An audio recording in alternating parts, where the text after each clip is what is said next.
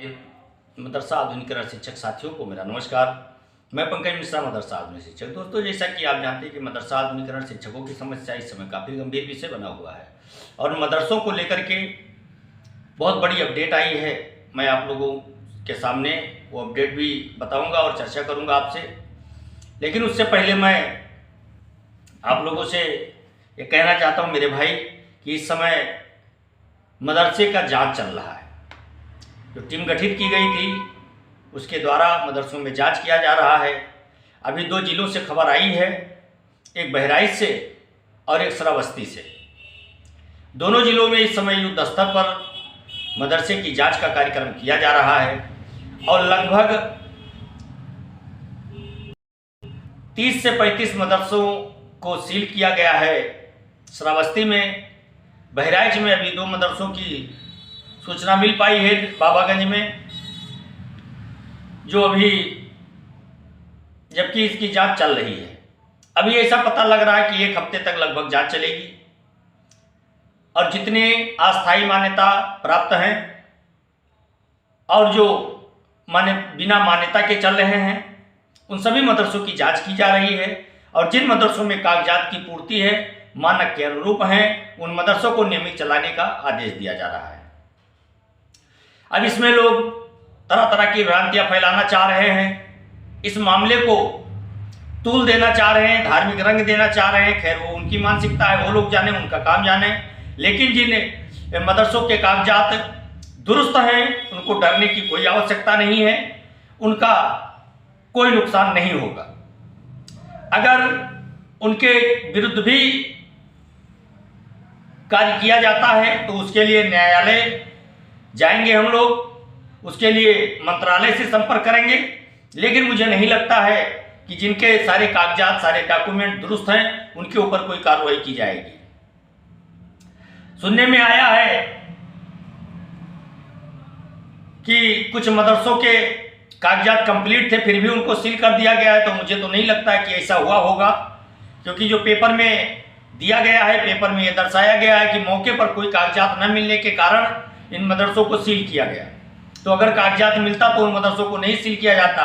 और कई मदरसे की जांच हुई है, उसमें कागजात पाए गए हैं, लीगल वैध कागजात पाए गए हैं, उन मदरसों को सीज नहीं किया गया है। तो हो सकता है कहीं पे कुछ ऐसा हुआ हो। खैर, मुझे ऐसा तो नहीं लगता है कि इस तरह से कार्य किया गया होगा, लेकिन अगर ऐसा किया गया है तो भाई उसके लिए आप न्यायालय जा सकते हैं, उसके लिए आगे कार्रवाई कर सकते हैं। अब एक चीज आपको हम और बता दें कि इन फर्जी के चक्करों में लीगल मदरसे वाले ना पड़े, क्योंकि इन फर्जी की वजह से आज 7 सालों से हम लोग झेलते आ रहे हैं। मेरी बात कई लोगों को बुरा लगेगी, लेकिन उससे कोई फर्क नहीं पड़ने वाला है, क्योंकि मैं हमेशा से लीगल के पक्ष में रहा हूं और ये जांच आज से नहीं चल रही है। ये जांच 2023 से ही लगभग चल रही है और 2023 से ही बताया जा रहा है कि अवैध मदरसे नहीं संचालित किए जाएंगे, लेकिन फिर भी संचालित किए जा रहे थे। खासकर नेपाल के बॉर्डर के नज़दीक जो आते हैं उन मदरसों पर ज़्यादा निगाहें हैं, क्योंकि उसमें जब पिछले साल जांच की गई थी तो बहुत सारे मदरसे अवैध पाए गए थे। लेकिन अब सरकार के नियमावली के हिसाब से वो अवैध हैं, अब उनके हिसाब से वैध पाए गए होंगे या अवैध पाए गए होंगे, वो कार्रवाई शासन प्रशासन कर रहा है, उससे हम लोगों का कोई लेना देना नहीं है। तो मैं अपने उन शिक्षक साथियों से कहना चाहूँगा, उन मदरसा प्रबंधक से भी मैं कहना चाहूँगा कि आपका अगर कागजात सही है तो आप उसमें अंगुली न डालें, क्योंकि इन्हीं फर्जी के वजह से मदरसों की इतनी बदनामी हुई है और आज तक बदनामी मिलती आ रही है। इन्हीं फर्जी मदरसों की वजह से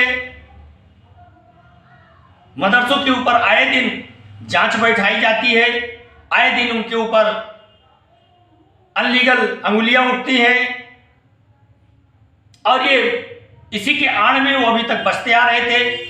लेकिन अगर मान्यता प्राप्त मदरसों के ऊपर कार्रवाई की जा रही है तो यह गलत है, लेकिन अगर बिना मान्यता के मदरसों पर कार्रवाई की जा रही है तो ये मैं सरकार का भी समर्थन करूंगा। अब इसमें जिसको जो भी समझना हो समझ सकता है, जिसको जो भी कहना है वो कह सकता है, उससे फर्क नहीं पड़ता है, क्योंकि अनलीगल काम का मैं कभी समर्थन नहीं कर सकता। अगर लीगल है तो उसके लिए मैं अपना पूरा शरीर न्यौछावर करने के लिए तैयार हूं, लेकिन अगर अनलीगल है तो उसके लिए मैं कुछ नहीं कर सकता मेरे भाई, और ना मैं उसके बारे में कुछ ज़्यादा बोलना चाहूँगा। जो जैसा करेगा वैसा पाएगा, जो जैसा बोएगा वैसा काटेगा। रही बात बेसिक शिक्षकों की, स्कूलों की, उसकी भी जांचें चल रही हैं। अभी आपने देखा होगा कुछ ही महीने पहले श्रावस्ती में 2-3 शिक्षक फर्जी पाए गए थे, जो प्राइमरी स्तर से पढ़ा रहे थे प्राइमरी में, और कई सालों से वो तनख्वाह भी उठा रहे थे। उनके ऊपर FIR हुआ, मुकदमा हुआ और उनके रिकवरी की प्रक्रिया की गई। ऐसा नहीं है केवल मदरसों पे जांच की जा रही है। मैं उन लोगों से कहना चाहूँगा कि वो सब चीज़ों की जानकारी रखें। जो लोग कहते हैं केवल मदरसों को टारगेट किया जा रहा है, तो मदरसों को टारगेट किया गया, लेकिन कब किया गया? जब इन आधुनिकीकरण शिक्षकों को बिना किसी सूचना के, बिना किसी कारण के इनकी स्कीम को बंद कर दिया गया, इनके सैलरी को बंद कर दिया गया। ये अनलीगल है, लेकिन जिनके पास मान्यता नहीं है, कोई कागजात नहीं है, उनको अगर बंद किया जा रहा है तो उसका मैं समर्थन करता हूं। मैं अपने उन सभी शिक्षक साथियों से चाहूंगा कि आप लोग कोई अनर्गल बयानबाजी न करें, नहीं तो बने बनाए खेल को बिगाड़ा जा सकता है। इस समय आपका खेल बिगड़ भी सकता है, क्योंकि कुछ संभावनाएं आपके लिए जागृत हुई हैं। उन संभावनाओं को हम लोग नहीं जाने देना चाहते हैं, क्योंकि इन फर्जी लोगों की वजह से आज तक हम लोग बहुत पीड़ित किए गए हैं। और मैं जानता हूं इसको धार्मिक रंग देने का भरपूर प्रयास किया जाएगा, लेकिन जो लोग धार्मिक रंग देंगे वो लोग खुद उसके जिम्मेदार होंगे। उसमें आधुनिकीकरण शिक्षकों का कोई मतलब नहीं है, ना कोई रोल है। अब बात आती है स्कीम चलने और ना चलने की। जैसा कि मैंने पहले भी आप लोगों से कहा था कि ये स्कीम राज्य सरकार चलाएगी, लेकिन आंख मूंद कर नहीं चलाएगी, क्योंकि जब हम लोगों की मुलाकात मंत्री महोदय से हुई थी तो उन्होंने कहा था कि ये स्कीम उत्तर प्रदेश की सरकार चलाएगी, लेकिन जो लीगल होंगे वही चलेगा, जो अनलीगल है वो किसी भी कीमत पर नहीं चल पाएगा। आज अगर बचे हुए हैं तो आने वाले दिनों में उनको कोई बचा नहीं सकता है। ये कार्रवाई अब तेजी से चल रही है दोस्तों। अब इसमें छटपटाहट है। जो लोग पैसे के बल पर मान्यता लेकर के बैठ गए थे, उनका कोई मानक नहीं था, न उनके मदरसे थे, केवल इलाकाई चंदे करने के लिए, बाहर का चंदा खाने के लिए मदरसा खोल करके बैठे थे, उन लोगों के लिए सामत आई है। जिन मदरसों में बराबर अध्यापन कार्य हो रहा है, जिनका यूडाइस प्लस कंप्लीट है, जिनकी RID कंप्लीट है, जिनका मदरसा सरकारी जमीन पे नहीं बना है, जिनका मदरसे का निजी भूमि है, उनके लिए डरने की कोई आवश्यकता नहीं है। मेरे कहने का मतलब है दोस्तों कि जो गलत है सो गलत है, जो सही है वो सही है। अब इसके बाद भी अगर सरकार इन आधुनिकीकरण शिक्षकों का पैसा नहीं रिलीज करती है या इनकी स्कीम को नहीं चलाती है, तो फिर ये जांचती होगा। मैं सरकार से निवेदन करूंगा कि जो अनलीगल मदरसे हैं उनकी आप जांच कराइए, जो बंद करना है बंद करिए, या चालू रखना है चालू करिए, उससे अपने से कोई मतलब नहीं है, ना कोई लेना देना है। लेकिन जो ये आधुनिकीकरण स्कीम के तहत जो शिक्षक पढ़ा रहे थे, जिनको बिना बताए उनकी स्कीम को बंद कर दिया गया, बिना बताए उनके मानदेय को बंद कर दिया गया, उनका मानदेय जारी करें और उनकी स्कीम को संचालित करें, जिससे उनके भी परिवार सुचारू रूप से चल सकें और मदरसे में पढ़ने वाले बच्चे अच्छी शिक्षा ग्रहण कर सकें। दीनी तालीम के साथ साथ दुनियावी तालीम भी उनको मिलना बहुत जरूरी है, क्योंकि इस समय वक्त की जो नजाकत है वो केवल धार्मिक शिक्षा पा करके और आगे नहीं बढ़ सकते हैं, ना समाज की मुख्य धारा से जुड़ सकते हैं। इसलिए सरकार को चाहिए कि जो लीगल हैं उनको तत्काल उनका मानदेय जारी करे और मानदेय जारी करके उनके स्कीम को तत्काल चालू रखे, जिससे ये आधुनिकीकरण शिक्षक जो सत्र चालू हुआ है इसमें बच्चों का ज़्यादा से ज़्यादा एडमिशन करा सके और मदरसे में जाकर के अध्यापन कार्य करे।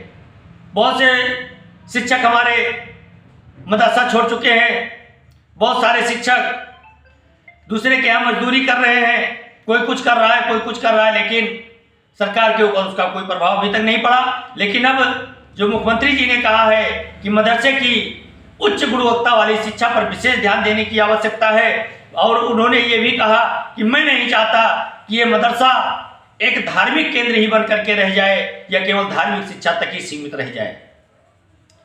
उस पर उन्होंने अमल करना शुरू किया है और मेरे दोस्त बहुत जल्द इन सभी 22,000 मदरसा आधुनिकीकरण शिक्षकों को इसका लाभ मिलने वाला है, और इसका लाभ बिल्कुल निश्चित है कि मिलेगा, उसमें कोई दो राय नहीं है।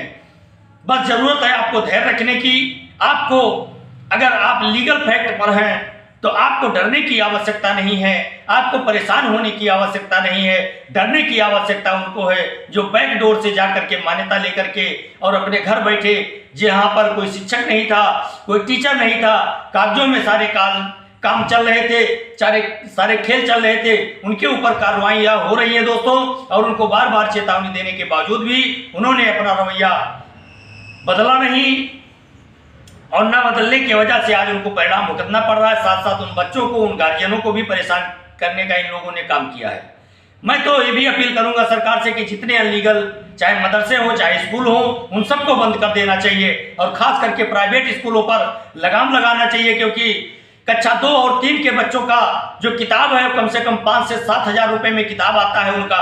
इस पर भी सरकार को ध्यान देने की आवश्यकता है, और इस पर विशेष ध्यान देने की आवश्यकता है, क्योंकि एक गरीब आदमी 5 से 7 हज़ार रुपये का किताब लेकर के अपने बच्चों को प्राइवेट स्कूलों में नहीं पढ़ा सकता है। इसलिए सरकार को इन प्राइवेट स्कूलों पर भी काफी ज्यादा ध्यान देने की आवश्यकता है। मदरसा तो हमेशा से सरकार के टारगेट पे था, और सरकार उस पर समय समय पर कार्रवाई करती आई है, लेकिन इन प्राइवेट स्कूलों पर कार्रवाइयां नहीं होती दिखी है। मैं सरकार से निवेदन करूंगा, इस वीडियो संदेश के माध्यम से आग्रह करूंगा कि प्राइवेट स्कूलों पर भी जांच बैठाकर और लीगल और अनलीगल का जांच करके और उस पर एक मानक तय किया जाए कि अधिकतम उनके किताबों की जो लिस्ट है उसको सीमित किया जाए और उनके खर्चे को सीमित किया जाए, क्योंकि प्राइवेट स्कूलों में एकदम लूट मची हुई है, और इस लूट मचने की वजह से बहुत सारे लोग चाहकर भी अपने बच्चों को उच्च शिक्षा नहीं दे पा रहे हैं।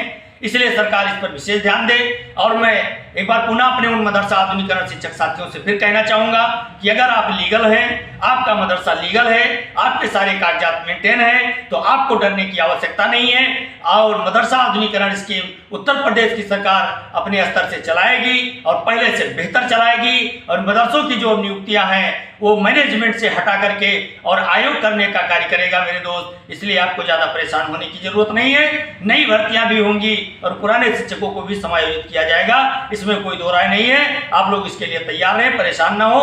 आज के लिए बस इतना ही। नमस्कार, जय हिंद, जय भारत, भारत माता की जय।